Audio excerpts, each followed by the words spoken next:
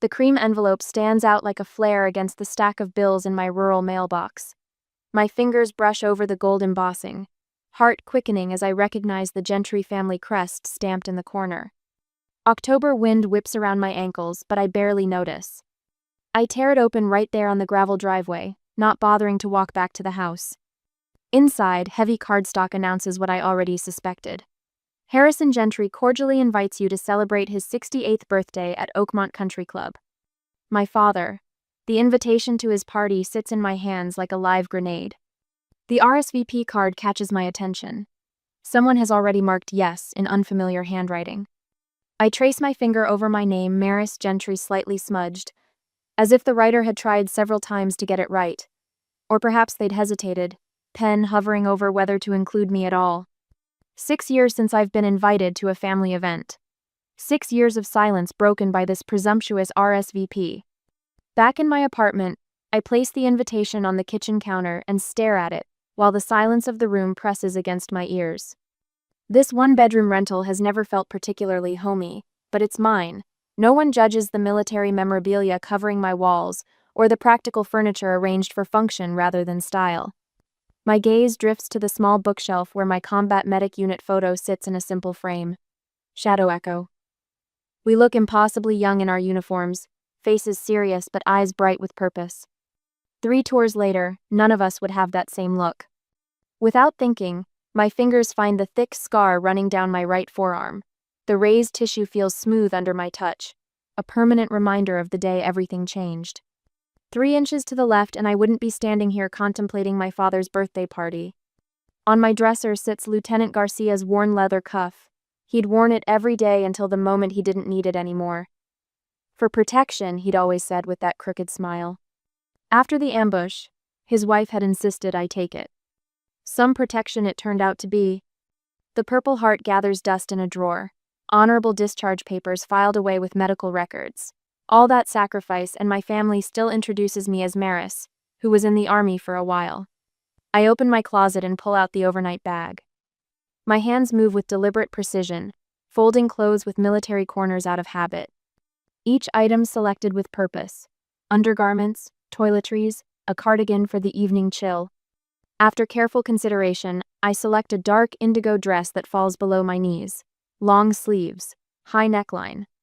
It will cover most of my scars and look appropriate for Oakmont Country Club without trying too hard. I won't give them the satisfaction of criticizing my appearance. I catch my reflection in the bathroom mirror. Strong features stare back at me. Determined eyes set in a face that's weathered more than most. My practical bob frames my face, no nonsense and low maintenance. Not the carefully highlighted perfection my sister Ivy maintains, but serviceable. The invitation rests against my bedside lamp. A ticking bomb disguised as a peace offering. My phone rings, startling me out of my thoughts. Cousin Nash, the family fixer. Maris, glad I caught you. His voice carries the forced cheerfulness of a used car salesman. Just checking if you got the message about Uncle Harrison's birthday. I got the invitation. I keep my voice neutral. Great, great. So, how's your current situation? Everything stable? The careful emphasis makes my spine stiffen. My situation? Just checking in. Everyone wants to make sure you're doing well. Taking your medication regularly? The VA benefits coming through okay? The questions seem innocent enough, but something in his tone sets off warning bells. I glance at my calendar on the wall, marked with VA appointments and veteran support group meetings. Everything's fine, Nash. I keep my answers brief, suspicion growing. Good to hear. We just want to help if you need it. Family takes care of family, right? My eyes drift to the cardboard box labeled, Truth, Never Lose, tucked under my bed. Inside are military records, medical evaluations, and discharge papers documentation I've kept safe through 3 moves and countless family dismissals. After hanging up, I stand at my door, invitation in hand. The sensible thing would be to toss it, claim a work commitment, avoid the whole charade. My phone pings with a message from Ivy. Dad expects all family there. I flash back to childhood dinner tables where Harrison Gentry's expectations weren't requests but commandments. The heavy silence when someone disappointed him. The cold shoulder that could last for weeks. I slide Lieutenant Garcia's cuff over my scar, my armor against whatever battlefield awaits at Oakmont.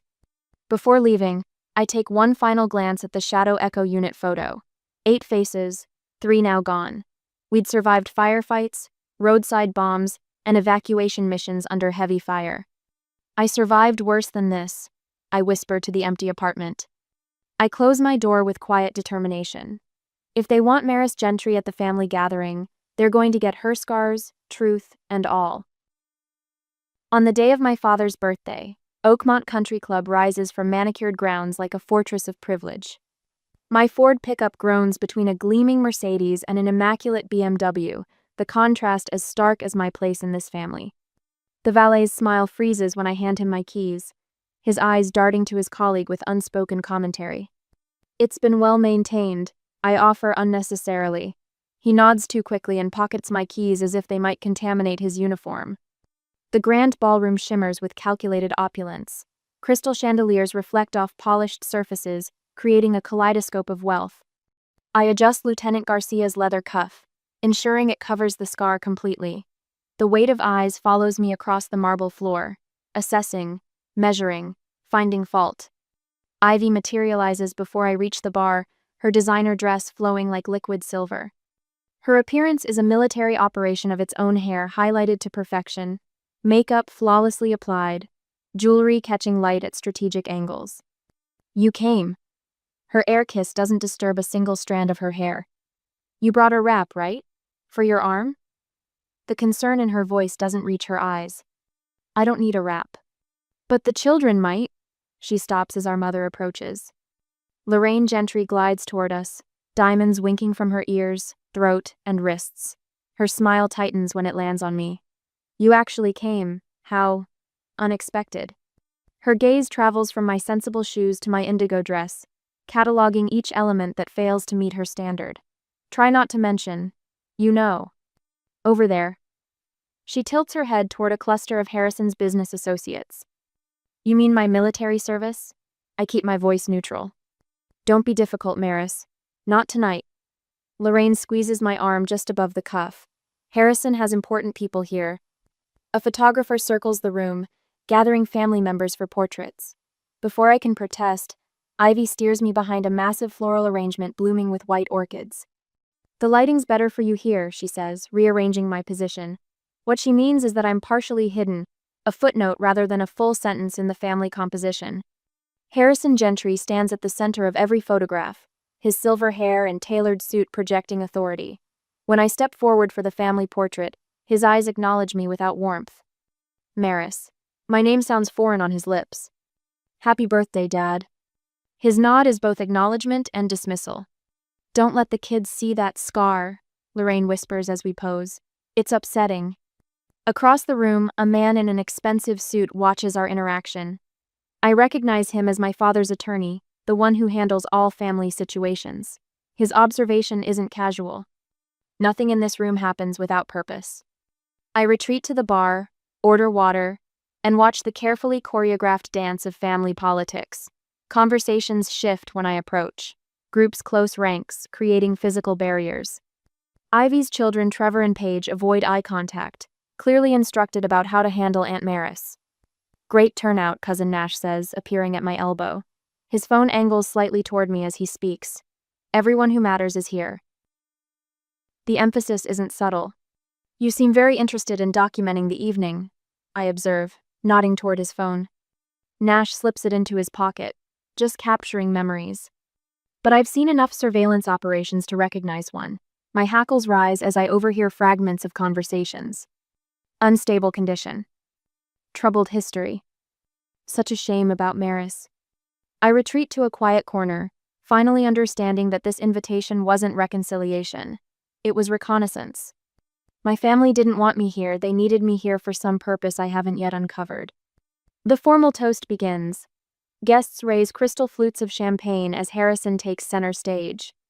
He acknowledges his wife, his successful daughter Ivy, his grandchildren, his business partners. My name never crosses his lips. Ivy's husband Richard swirls his champagne. To family members who actually contribute, he says to appreciative laughter from his circle. I reach for my water glass, the leather cuff sliding slightly. A movement catches my eye. A gray-haired man at a nearby table has gone still, his attention fixed on my exposed wrist. I adjust the cuff, but it's too late. The edge of my faded Shadow Echo tattoo has become visible. The man rises slowly from his seat. Colonel Emmett Pike. Older now, but unmistakable with his military bearing and piercing gaze. Medic Gentry?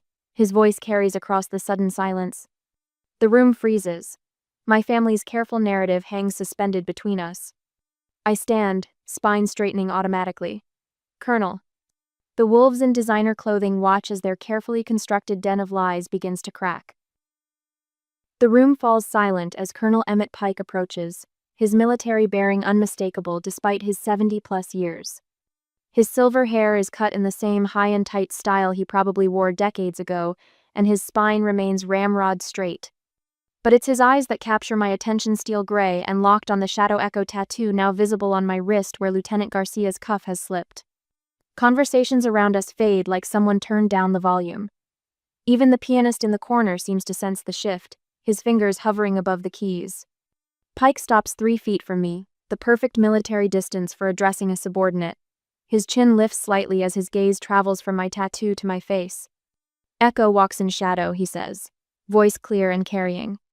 The words hit me like a physical blow. The classified call-in response of our unit words spoken only between those who served in Shadow Echo.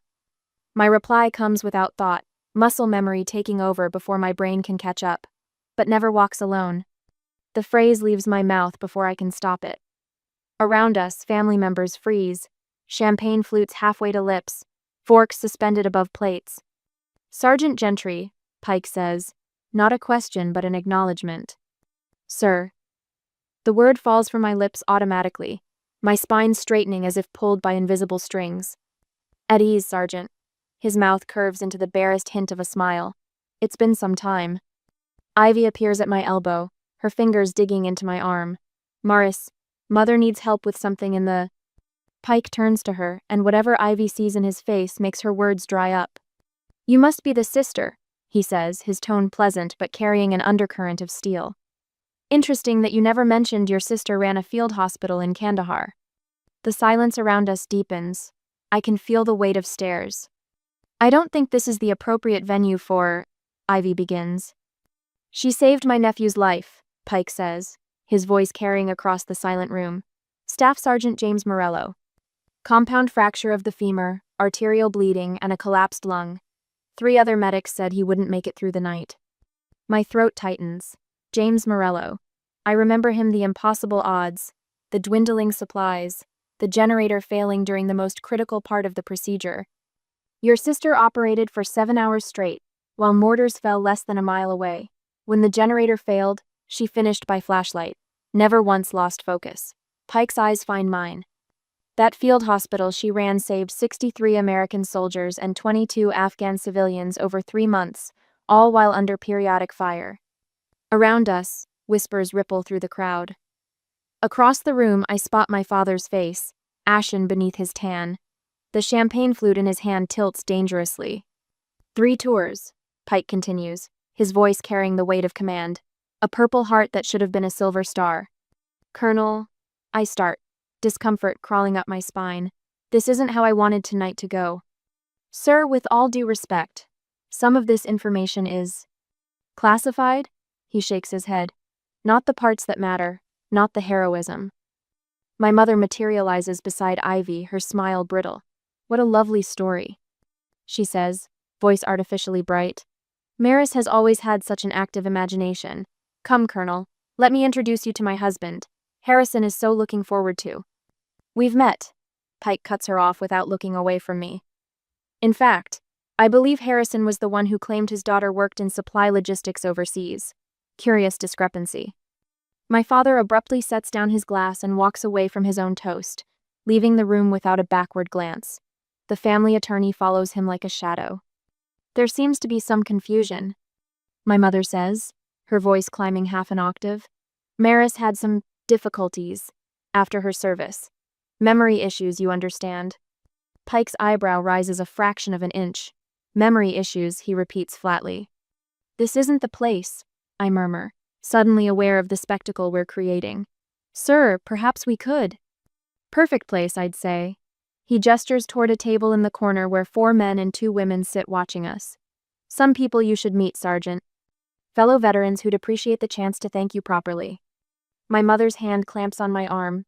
Maris needs to help with the cake presentation. I wasn't aware the guest of honor had cake duties, Pike says mildly. Something shifts in my chest, a loosening of chains I've carried so long I forgot their weight.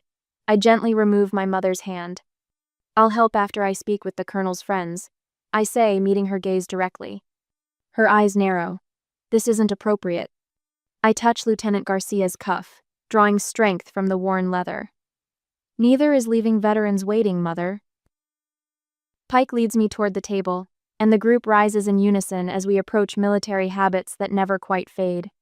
Introductions flow as they welcome me with a respect I haven't felt in years. Jack Reynolds, 101st Airborne, says a man with a prosthetic hand. Heard about your work in Kandahar from my battalion medic. Rachel Martinez, Marines, offers a woman with close-cropped gray hair. Served in Helmand Province when your unit came through in 14. One by one, they greet me, using my rank, asking about specific operations I'd long assumed no one in my civilian life would ever know about or understand. Their acknowledgement feels like oxygen after years underwater. The benefits situation treating you right? Pike asks casually as we sit. VA can be a bureaucratic nightmare. I blink, caught off guard by the shift in topic. It's manageable. What's your current disability rating? Asks Reynolds, his tone conversational but eyes sharp. 70%? I answer automatically. For the injuries from the Ghazni evac? Martinez frowns. Should be higher with the nerve damage. Pike's gaze intensifies. What's the monthly payment running these days? Still holding at $19.50? Something cold settles in my stomach. How did you know the exact amount? Before he can answer, I see Nash approaching with his phone held at waist level, camera lens visible. Maris, your mother needs you, Nash calls, not bothering to acknowledge the veterans. Across the room, Ivy creates a commotion, loudly gasping over a wine spill on her dress, drawing attention away from our corner. Just a family misunderstanding. I hear someone murmur behind me. Poor Maris and her delusions. The family's tried everything. Pike slips something into my palm as he stands a business card, which I pocket without looking. We've got your 6, Sergeant, he says quietly. Call that number, tomorrow. I nod, noticing my father has returned with the family attorney.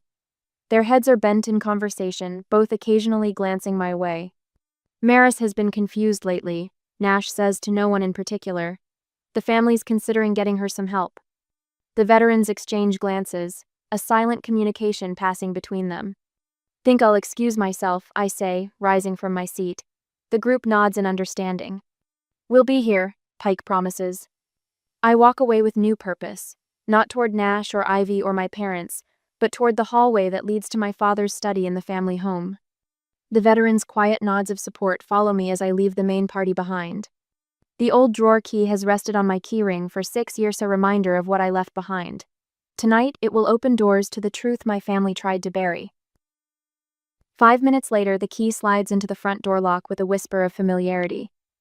6 years since I've entered this house, but muscle memory guides my hand. I slip inside, grateful for the empty hallway, everyone still at Oakmont celebrating Harrison Gentry's illustrious life. Framed photographs line the entryway like a museum exhibit. Ivy beaming at her college graduation. Ivy cutting ribbon at her company's headquarters. Ivy's children in matching outfits at Christmas. My fingers trail along the wall where gaps interrupt the display spaces where my accomplishments once hung. My high school valedictorian photo.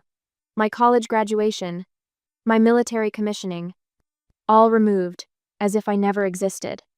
The house breathes around me, settling noises that I recognize from childhood. The tick of the grandfather clock in the living room. The hum of the central air system. The slight creak of the third floorboard from the dining room entrance. I move with deliberate steps toward my father's office. The mahogany door stands half open, inviting and forbidding at once. I pause, hand hovering over the polished brass knob, then push forward. Harrison's office remains a shrine to self-importance. Walls adorned with certificates of achievement and photos with minor celebrities. The massive desk dominates the room, designed to intimidate anyone sitting across from him. I slide into his leather chair, the material cool against my bare arms. The seat adjusts automatically to my weight, cradling me in unexpected comfort. From this vantage point, I see what he sees: a position of authority, of control over whoever sits opposite. "Let's see what you've been hiding, Harrison," I mutter, reaching for the bottom right drawer. My hands don't shake as I insert the small brass key I've kept all these years. The lock turns with a satisfying click. The drawer slides open on silent runners, revealing meticulously labeled manila folders. I lift the first one, labeled 2016.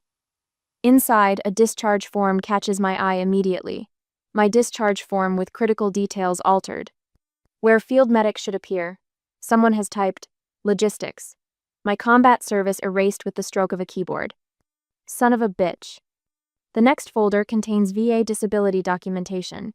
Monthly payments of $1,950, redirected to an account I don't recognize. I flip through statements spanning 9 years, doing quick mental math. Over $210,000 of my benefits vanished. My throat tightens as I pull out bank statements showing the final destination of those funds. Lorraine's personal account. Regular transfers to Ivy's mortgage company. Tuition payments to Winchester Academy where Ivy's children attend. They stole from me to fund their comfortable lives.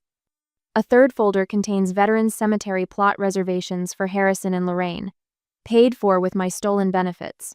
The irony burns in my chest. The very people stealing my disability payments, planning their eternal rest on my dime. My fingers find another document.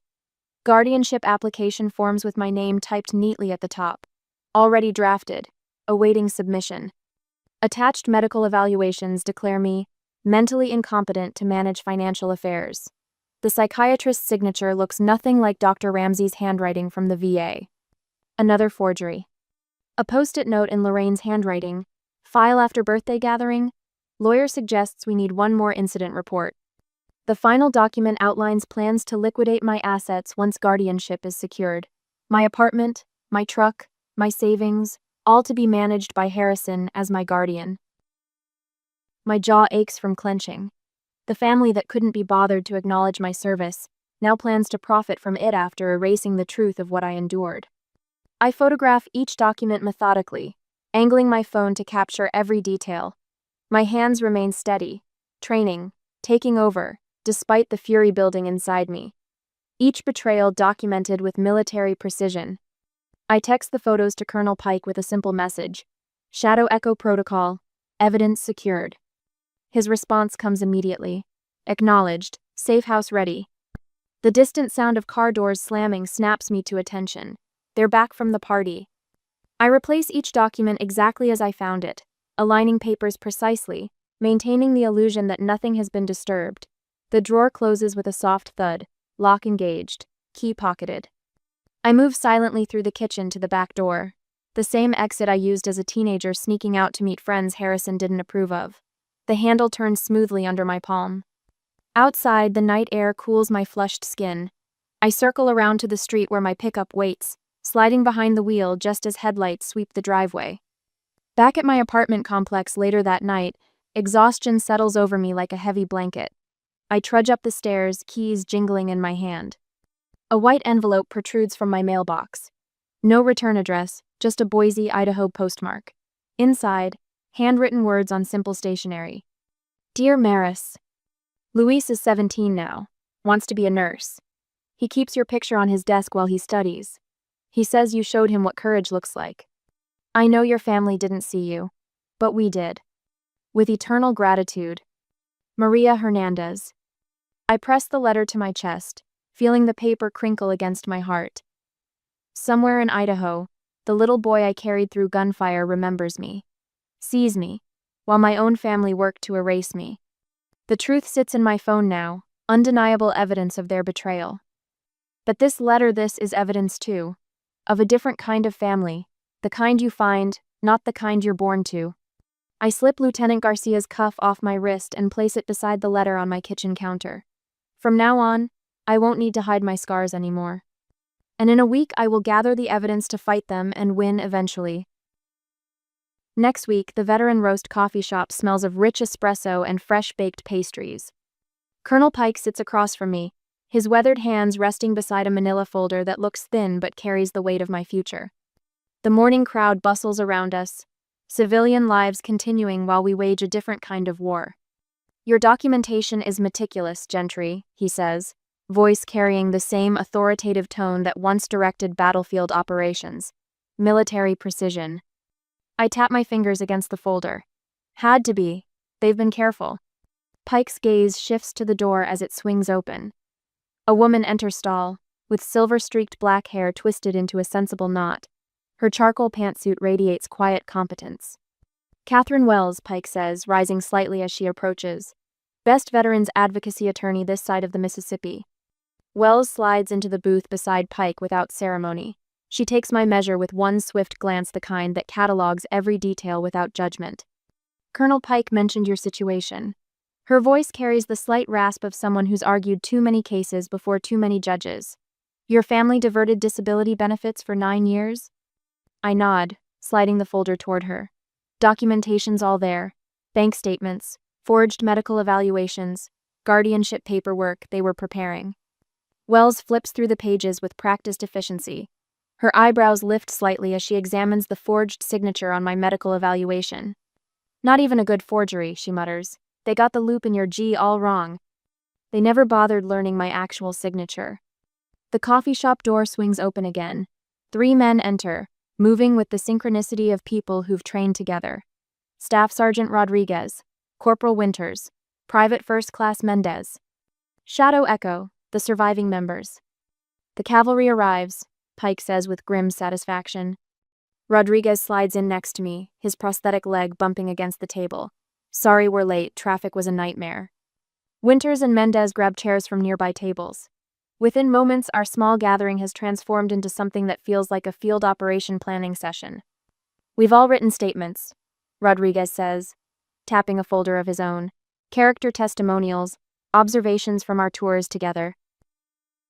Mendez nods. The CO signed one too. Said Maris was the best damn field medic he'd ever seen. My throat tightens. The validation feels foreign after years of family dismissal. These men who saw me blood-soaked and terrified, who trusted me with their lives, understand my worth in ways my blood relatives never bothered to. Wells examines each testimonial with the same careful scrutiny she gave the financial documents. These will help establish credibility against any claims of mental incompetence. My phone buzzes in my pocket. The screen lights up with Nash's name, the 5th call today. They're getting nervous, I say, declining the call. They should be, Wells replies.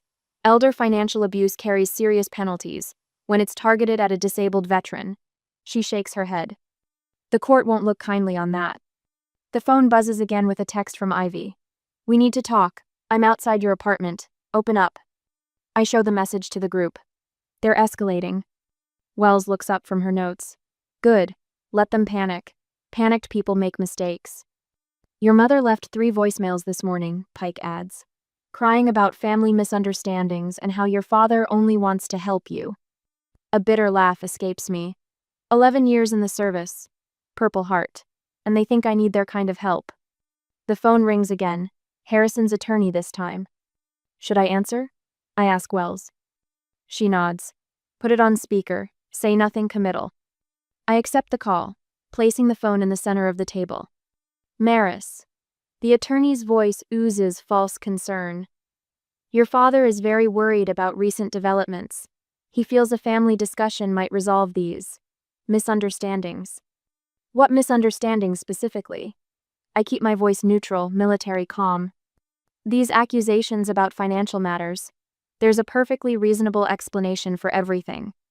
Rodriguez shifts beside me, jaw clenched. Winters stares at the phone with narrowed eyes. I'm listening, I say. Perhaps we could discuss this privately. Say, tomorrow? Your cousin Nash offered to mediate. I meet Wells's eyes. She nods slowly. Fine.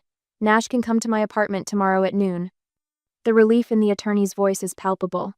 Excellent. I'll let him know. After ending the call, Wells leans forward. We'll wire you. Get him talking about the guardianship plan. He'll be recording too, Pike warns. Let him, Wells says. Difference is, our recording will be legal since you'll be a knowing participant in your own home. Mendez grins. Set the trap, then watch them walk right in. The next afternoon, I check the recording device hidden beneath my simple blue button-down. The apartment feels smaller with Nash's 6-foot frame taking up space in my living room. The family's concerned, Maris. His voice carries the same patronizing tone he uses with elderly clients. Your behavior lately seems erratic. I sit across from him, Garcia's leather cuff visible on my wrist. How so? These accusations. The sudden interest in financial matters. He leans forward, voice softening to a conspiratorial whisper. We understand your condition can make things confusing. My condition? PTSD, trauma-related cognitive issues. He waves a hand vaguely. Dad just wants to protect your money from yourself. I keep my face neutral. Protect my disability payments by redirecting them to Mom's account? Nash's smile tightens. Temporary measure, for safekeeping. And the guardianship paperwork I found in Dad's desk? A flash of surprise crosses his face, quickly masked. Standard precaution, in case your condition worsens. And selling my apartment? Now Nash looks truly startled. How did you? It's my name on the deed. The listing agent called me. He recovers quickly. The family thought a smaller place might be more manageable. Somewhere closer to Ivy so she could check on you. Check on me or check up on me? Nash sighs. The sound of a man dealing with a difficult child. Maris, be reasonable. You're clearly not equipped to manage your affairs. The nightmares, the therapy appointments, the medication. The Purple Heart? I ask quietly. He brushes this aside. A formality. Lots of people get those. The dismissal burns, but I keep my composure. So Dad thinks I need help. We all do. Nash's smugness surfaces now, certain of victory. The court will see it our way. Your military records show psychological evaluations. With the right framing, he shrugs. Who would believe the unstable veteran over a respected family like ours? I let the silence stretch between us, giving him rope. It's for your own good, he adds, mistaking my silence for defeat. You're damaged, Maris. Let us help you. The confession I need, captured forever. Something cold and certain settles in my chest. I think we're done here, I say, rising from my chair. Nash stands, adjusting his expensive tie. Think about what I said. Fighting this will only make things harder. After he leaves, I touch the hidden recorder. In my bedroom, the dress uniform hangs pressed and ready. The truth box sits open beside it, metals gleaming against worn cardboard. My phone rings Harrison's number. I don't answer. Instead, I take out Luis's mother's letter, reading the familiar words one more time. My son lives because of you. No matter what anyone says, you saved what matters most. I place Garcia's leather cuff beside my Purple Heart, two symbols of battles fought and survived. Tomorrow, we face the courtroom. Tonight, I prepare for war. Next day, the marble steps of the county courthouse feel cool and solid beneath my feet as I ascend them in full dress uniform. Each polished button catches morning light. Each medal tells a story they tried to erase. Lieutenant Garcia's leather cuff peeks from beneath my sleeve, no longer hiding my scars but complementing them. Behind me, Colonel Pike and 7 Shadow Echo veterans form a quiet phalanx. Their footsteps echo in perfect rhythm with mine. Through the heavy oak doors, past security, down the center aisle of courtroom B, I feel eyes tracking McCourt officials nodding with subtle respect, strangers straightening in their seats. Then I see them. Harrison, Lorraine, and Ivy huddle with 3 attorneys in expensive suits at the plaintiff's table. My father's shoulders stiffen as I approach. Lorraine's fingers flutter to her pearl necklace. Ivy's perfect makeup doesn't hide her sudden pallor. All rise, calls the bailiff. Judge Eleanor Thornton enters, her silver hair pulled into a severe bun. Her gaze sweeps the courtroom, pausing at the Shadow Echo veterans filling the back rows, then at my family, before settling on me. Interesting family dynamic, she murmurs, almost to herself. Let's proceed. Sergeant Ford takes the stand first. His prosthetic leg catches against the witness box as he settles in. Specialist Gentry was the finest combat medic I ever served with, he states, voice carrying to every corner. When our convoy hit that IED outside Kandahar, she evacuated 6 wounded under heavy fire. One of them was me. The courtroom absorbs his words in silence. She managed a field hospital from the back of a moving Humvee while we took fire. 17 hours straight, no breaks, no complaints, just saving lives. Harrison shifts in his seat. Lorraine stares at her hands. The VA representative approaches next, presenting spreadsheets on the overhead screen. Monthly disability payments of $1,950 were diverted from Specialist Gentry's account to this family trust. He explains, pointing to highlighted transfers, totaling $210,600 over 9 years. The financial expert follows, tracing the money through family accounts: Ivy's mortgage payments, private school tuition for her children, Harrison's country club membership renewals. Then Nash's recorded voice fills the courtroom. Your dad just wants to protect your money from yourself. Once we get the guardianship approved, we can sell that depressing apartment. Ivy stands suddenly. Your Honor, my sister has always had emotional issues since high school. This vendetta is just another manifestation of her. I have evidence pertaining to that claim. I interrupt, my voice steadier than I feel. I approach the evidence table, placing my truth box beside the financial records. The metal clasps click open with quiet finality. Inside, neatly organized, lies the documentation of a lifetime of betrayals. I withdraw a yellowed essay with red annotations in my English teacher's handwriting. This is my original scholarship essay for Bryn Mawr College, I explain, handling it carefully. Dated and graded 3 weeks before applications were due. I place it beside a printout from the college archives. This is the identical essay my sister submitted 2 days later, word for word, resulting in a full scholarship that should have been mine. Ivy's attorney tries to object, but Judge Thornton silences him with a raised hand. I think we've established a pattern, she says, her voice like steel wrapped in velvet. Her ruling comes swiftly. Family assets frozen, $187,000 in restitution ordered with interest, permanent ban on guardianship filings against me. Harrison's face turns ashen. For the first time in my life, I see fear in his eyes, not for me, but for himself. His carefully constructed reputation crumbles before him. Lorraine weeps, but her tears find no sympathy here. Ivy exits quickly, avoiding reporters gathering in the hallway. Colonel Pike touches my shoulder. What now, Specialist? Not going back to that house, I say. The words taste like freedom. 6 months later, I stand at a podium addressing veterans about financial exploitation. Garcia's leather cuff now displayed proudly alongside my medals rather than hiding my scars. A young veteran approaches afterward, eyes bright with purpose. You helped me find my voice, she says simply. In my new apartment, Luis's mother's letter hangs framed beside my unit photo, not as a reminder of what I lost, but of what I found. I don't need your recognition anymore, I had told Harrison on that final day in court. The truth speaks for itself.